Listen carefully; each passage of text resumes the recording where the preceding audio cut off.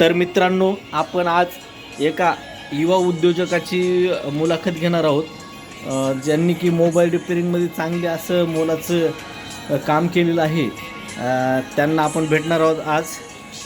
Hello sir, Santosh sir, नमस्कार. नमस्कार. Sir जरा जोराचं बोला. नमस्कार. हां, तर सर तुम्ही मोबाईल रिपेअरिंग करता, बरेचसे मोबाईल रिपेअर केले आणि बऱ्याचशा जणांच्या तोंडून मी तुमचं नाव पण ऐकलेलं आहे की संतोष सर बरेच चांगल्यापैकी मोबाईलचं काम करतात, OCA वगैरे खूप छान बनवतात. तर तुमच्याकडं OCAची मशीन पण आहे, ही मशीन आहे तुमची OCA बनवायची.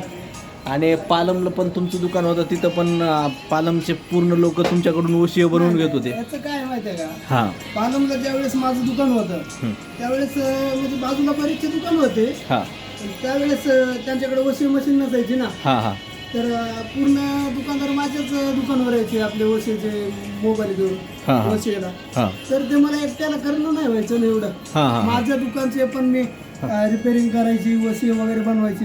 हां हा?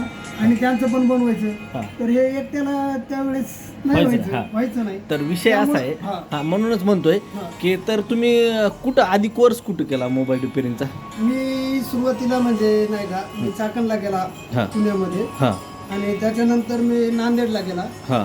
नांदेडला 5 महिन्याचा कोर्स केला मी. बरं, म्हणजे एकूण किती वर्ष 2 वर्ष तुम्ही एकूण 1 वर्ष लागलं मला पूर्ण शिकायला. पूर्ण शिकायला. आणि मग तुम्ही कुठं मोबाईल शॉपी टाकली? मी पालमला मोबाईल शॉपी टाकली फर्स्ट टाइम. अंदाजे तुम्हाला भांडवल किती लागलं मोबाईल शॉपीसाठी? त्यावेळेस मी काय एवढं काय केलेलं नव्हतं, हां फक्त मी रिपेअरिंग वर जास्त भर दिलेलं त्यावेळेस. हां हां. OCA मशीन, हां. मायक्रोस्कोप. मग तुम्हाला असं का वाटलं की आपण पुण्याला गेलं पाहिजे मोबाईल रिपेअरिंग? नाही, तिथं विषय काय होता, मी काय सांगतो तुम्हाला, अगोदरच मी सांगितलं ना हां की बाजूला दुकान होते. हां त्यावेळेस मला एकट्याला रिपेअरिंग यायची, OCA वगैरे माझ्याकडे मशीन होते. हां तर मला तेवढं काम करणं नाही व्हायचे ना हां. एकट्याला. आणि पैसे कमी भेटायचे तिथं. हा, पैसे कमी भेटायचे. आणि मग ते पुण्याला जास्त कसं- पैसे यायचं, मग मी ठरवून टाकलं की गावातलं बंद करायचं आणि पुण्याला जायचं. आणि पुण्याला जायचं. हां. तुम्ही म्हणणार एका ब्लेड घेऊन नका काढत बसले, तर दुसरी नाही, नवीन उचलली ठेवून बरं दे का? ठेवून दे. हॅलो, तर मग आहे ना सर, मला असं म्हणायचं आहे, तर तुम्ही याच्यामधून तर तुम्ही किती पैसे कमवले? मी आतापर्यंत मला असं वाटते 5-6 लाख रुपये कमवले असतील. पण हां. ते असे समजा बस. मस्त वगैरे घेतल्या गावाला, आपल्या मस्त म्हशी वगैरे